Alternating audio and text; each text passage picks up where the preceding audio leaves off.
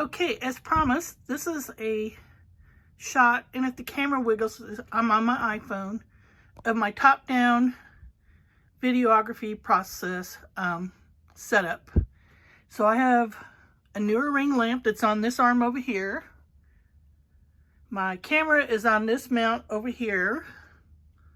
That's my Sony A7 IV. And I'm going to stand up, so pardon me. And I'm going to back up over here and try not to fall and kill myself. I'm getting older in life, and reverse on this unit's getting a little bit more difficult. And then that is my ProMaster backdrop stand that my husband modified so that I could attach arms to the top bar. This bar is a steel bar we had that he inserted, and because the original bar spun, which meant that because my camera's heavy, no matter which way I had it, it would rotate in the wrong direction. Ignore my dirty floor. The blue and black striped things are sandbags. They hold 10 pounds each. There's 4 of them. That's my other tripod. One of the things you'll learn about my studio is I've got tripods everywhere. See? That's the ring lamp tripod right there. And a cart of brushes and things.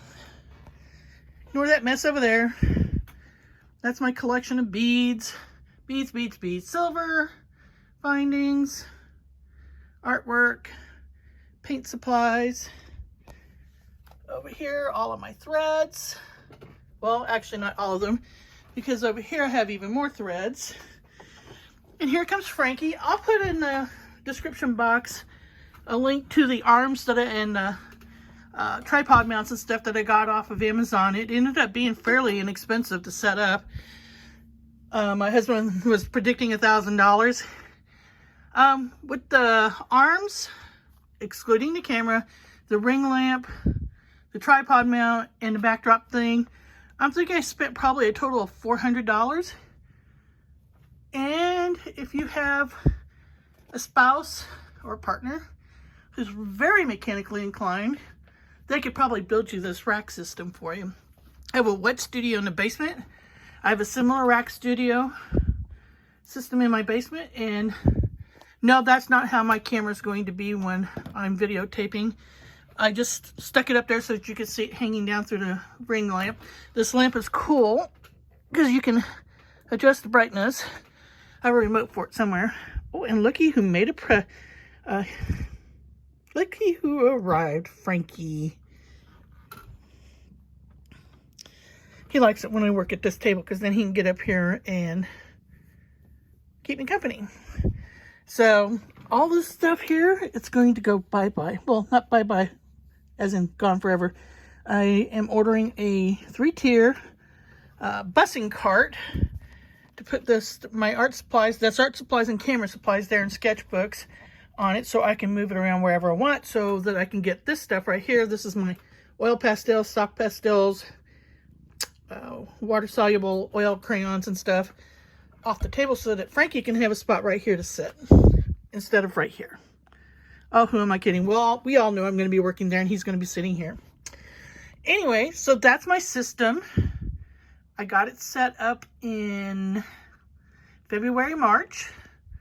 And then at the end of March, things started getting really wonky with my iMac.